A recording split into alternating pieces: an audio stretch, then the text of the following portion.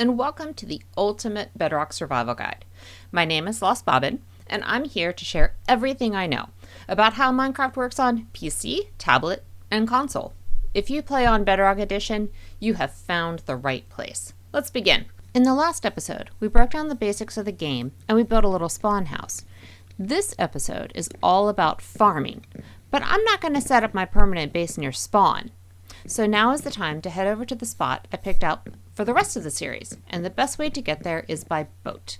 Now, if all you want out of this video is tips on farming, then check the timestamp below in the description and just go ahead and jump ahead. But if you're going to stick with me for the little bit of adventure, let's look at what I've got in my inventory. I always carry bed, crafting table, at this point a furnace and a water bucket. I've got some tools, some food. This is how I travel light when I'm going on small adventures. Now let's look and see what's in my boat. I have made a chest boat, and to be able to look in the chest without getting in the boat, we're going to have to crouch. So again, that crouching or squatting or shift or sneak, yeah. So you do the sneak thing, and then you can click on the boat and you can look and see what's inside the chest. Now, what's inside this chest is pretty much everything I collected while I was building the spawn house, plus all of my leaf litter. I want to take it with me. No need to recollect it when I can just carry it around in this boat. So that's it. Bye, spawn. Off I go. To drive a boat, you just want to use one of your controllers. If you're trying to look around while you're driving using both your looking and moving controller, you're going to end up just kind of going all over the place. So with the boat, I kind of put one hand on my lap and the other hand is using the controller, and it works out pretty well. One of my favorite things to do in Minecraft is just simply exploring. So as much as I need to go to the right, I just can't turn down going into this cave just to see what's going on. So it's got some cool lava flowing, and I don't know how far back it goes, but you know, we're going to check it out. So what we're going to do is just throw down some torches and light it up, see how far deep it goes. Yeah, something might fall on me, but it's a risk I'm willing to take. Ooh, some iron. See, this is why we explore places. We need more iron. So I'm going to pull over here and collect the iron for myself. Now, it looks like there's only 2 pieces, but I'm going to break this one. Yep, I had a feeling there might be a little bit more. Great, we're going to get a little bit more iron from this spot. Well, that was a successful little detour. Now what? The goal of this video is to show you all about farming. So we're going to farm some trees and plants as well as animals. This over here, this is sugarcane, and we definitely need to pick it up. It's a very, very important resource. So I'm just going to hop out of the boat real quick to collect this, and then we'll head on. So just in front of us now is this giant cliff face with the cherry trees on top. That cliff face wraps all the way around a giant bowl. So it's like a caldera. So not a valley, but maybe a crater without water in it? Is that a caldera? I don't know. Now, I want to take as many of our supplies as I can up with me, but I cannot empty out the chest boat 100%. You also can't break a chest boat because then all the items inside will just float around and they could possibly despawn. So we're just going to take a moment and deal with the inventory situation, clear as much out as we possibly can, and then we're going to go ahead and hike up this hill. Okay, I should have not have called it a hill. It's more like a mountain. But check it out. Isn't this kind of a cool valley? It's ringed with the cherry trees. And then, sorry, it's not a valley. It's a caldera? I don't know. Anybody got some words on that? Oh, over here on the left-hand side, excuse me, Mr. Donkey, is a village. So this is going to be a really useful resource for us when we are, to that stage. Again, I'm going to stay out of villages for a little bit. Okay, are you guys ready to see what I found? Look at this. It's just so pretty. Ouch. Okay. It's just so pretty. It's not terribly big. The fact that I can very easily see from one end to the other. But I love how this looks a little ominous. And then you've just got this nice big flat plane for us to work with. Now, I do have some grass to clear, but that's part of this episode. So when you punch the grass, there's a chance you're going to get those floating seeds. And we need to pick up the seeds as we go, because the seeds are going to grow the wheat, and the wheat is going to breed the cows, and the cows are going to make the leather, and then the leather is what we use for books, and then the books are used for the enchanting table. You get it. Minecraft is a process. Step 1, break all the grass. Okay, we have got our little base set up, and we're ready to start some farming. So with one of the more recent updates, the developers added a lot of grass texture to the meadows. So I have a solution for clearing this grass a lot quicker, and it's using my trusty water bucket. So we place down the water and we pick it up, and we place down the water and we pick it up. And not only does it clear off the shaggy grass, but it also helps with the seed collection. The tool we need for farming is the hoe. Now I'm just going to make a stone hoe for now. Later on I'll have bigger, fancier hoes, but stone is good. And a shovel, and of course water for irrigation. But let's start with water here. Now I have 1 bucket of water, and up there is just 1 water block source. Even though it's making this giant waterfall, it's actually just 1 source of water. I need to make infinite water because I only have my 1 bucket, and that one up there is only 2.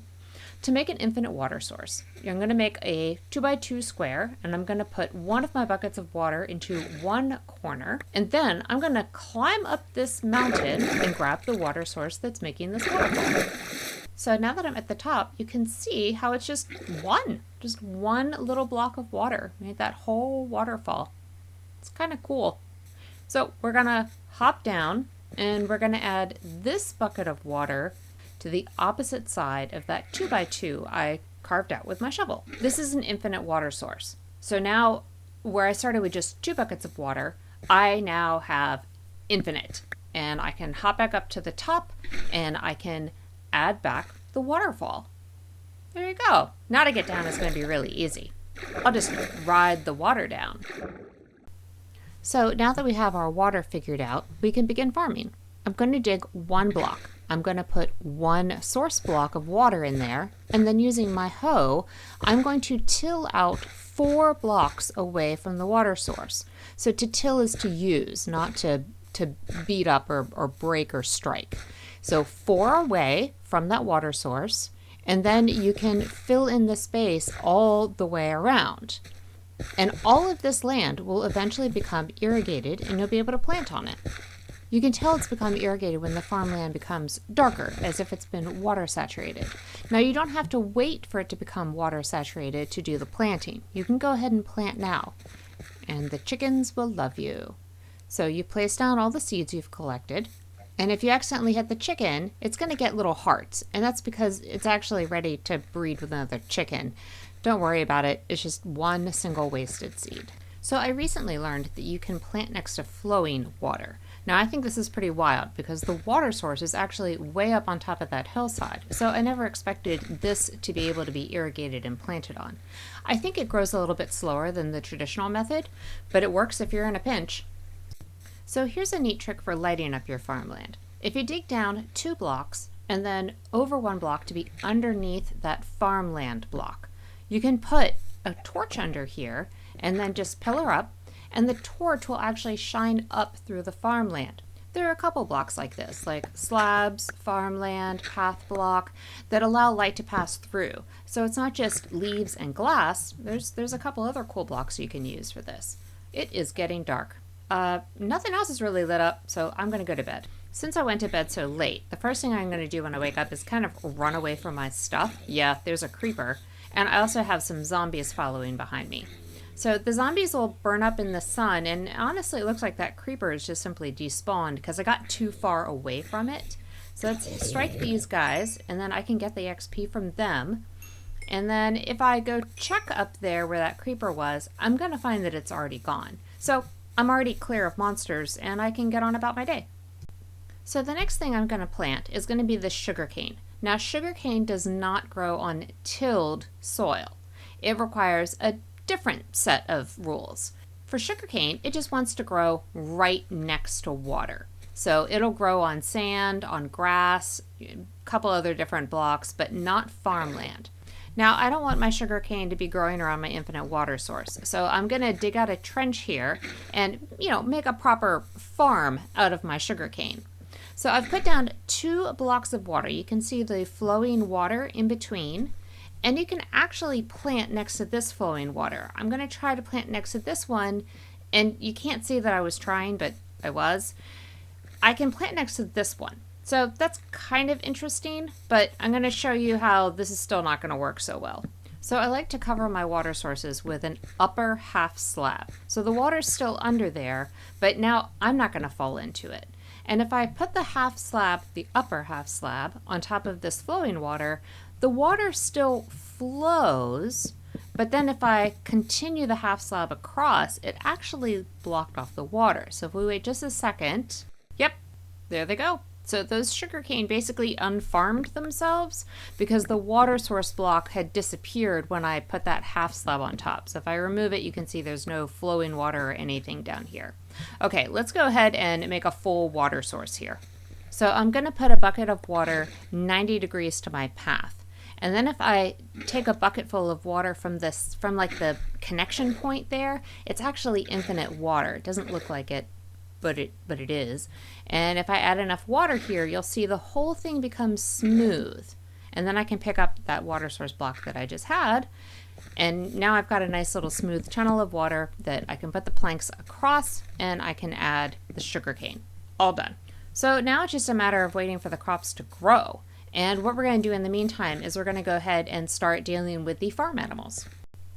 So I'm back at my crafting table, and I'm going to make a bunch of fence as well as a fence gate. So the fence gate, and we're also going to keep hold of our carpet because we're going to use all of those when we build our animal pens.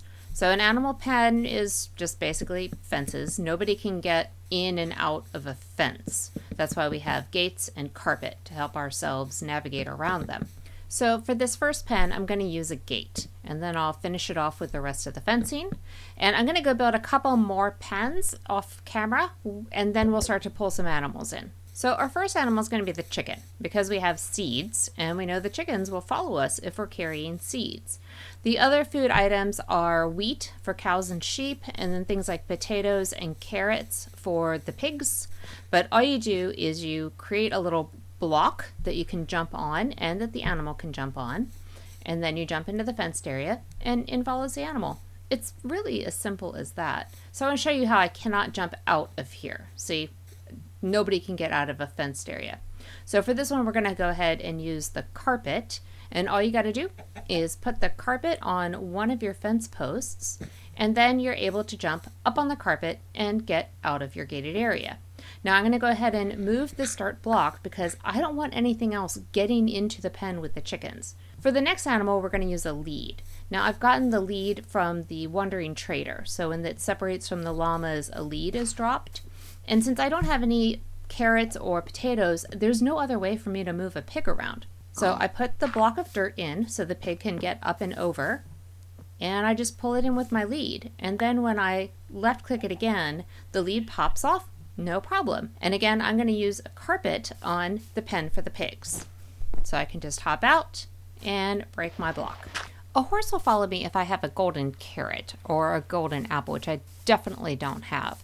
So I'm going to use the lead to move this horse around, and I could attach it to this fence post, and then I'd have my horse. But I'm going to show you something else. We're going to go ahead and use button or nice click a horse. When you do that, you mount the horse, and then you want to look for the little hearts. Oh, there they went.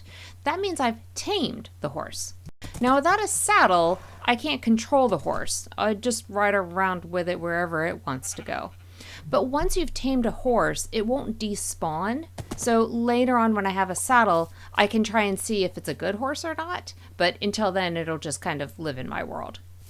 Let's go check on our crops and see if we have any wheat yet. So nothing's fully grown, but we can speed up this process by using bone meal, just like in a real garden. So you can get bones by killing skeletons as well as fish. And then you can also make bone meal by using a composter. So I've clicked it once, and now it is a kind of a dull yellow color. And when I punch it, I'm going to get a sheaf of wheat as well as more seeds. So with the seeds, I can just replant those immediately. And now that I have some wheat, I'm going to be able to go and lure some sheep and cattle into their pens. Now you can lure an entire flock of sheep or an entire herd of cattle into a pen with only one wheat, whereas you need to have 3 leads for those 3 sheep if you wanted to do that. Now I'm going to do something else with these sheep real quick. I'm going to dye all of their wool. So I'm going to do blue, red, yellow, and light gray. I've made all of the dye, just picking up flowers as I've been walking around. Okay, let's show you guys how gates work. So I don't like them because you have to kind of push your way around the animals, and then eventually you can get the gate open, and you kind of have to hustle through and then close it before they come out. It's like the minute a gate is open, they just want to run out. So while I'm waiting for more wheat to grow, I'm going to go ahead and start planting some trees. These are birch saplings. Now, I don't usually plant them so clumpy together like this, but I'm doing a little test farm here. I've never tried to grow birch all together. I've definitely tried to grow oak all together like this. So they're not going to grow into a giant oak tree this way or anything like that. I'm just hoping to get sort of a wall of oak so that it's a lot easier to harvest. Now, if you plant one spruce sapling, it'll grow into a single spruce tree. But if you make a cluster of 4, you're going to get a giant spruce tree. And this is super, super wonderful. Let's bone meal this, and voila! We have a super tall 2x2 solid chunk of wood. Now the only negative is you end up with a podzol on the bottom, but is it really a negative for that much wood?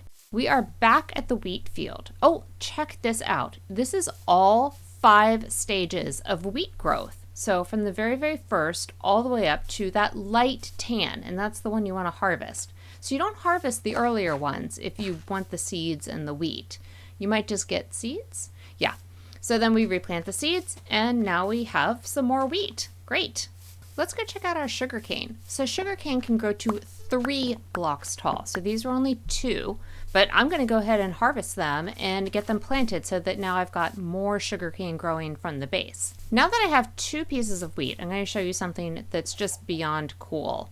So I'm going to intentionally feed the yellow sheep and the red sheep so that they'll breed and they produce a, ta-da, an orange sheep. I mean, come on, y'all. It's color theory. That has got to be the coolest thing. So farming in Minecraft, especially early game, is just one of the little grindy things you got to do. So the reason we're doing sugarcane is that it's what makes paper, and paper goes with the leather to help make us the enchanting table. So yeah, we just kind of wait for things to grow. So we've got our cows and our pig and our funny sheep and a couple chickens. And then let's go check on the trees real quick. So it looks like the oak trees are doing what I thought they would do, which is to grow whether or not they're surrounded by other trees or not. And the birch trees, I'm probably going to investigate a little bit further and get back to you guys in the next episode. I don't think they're going to give me a solid wall of birch.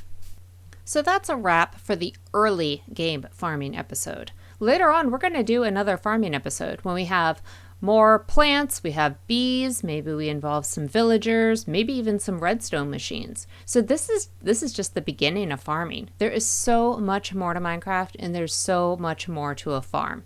Well, thanks so much for joining me on this adventure, and I'll see you in the next episode. Bye!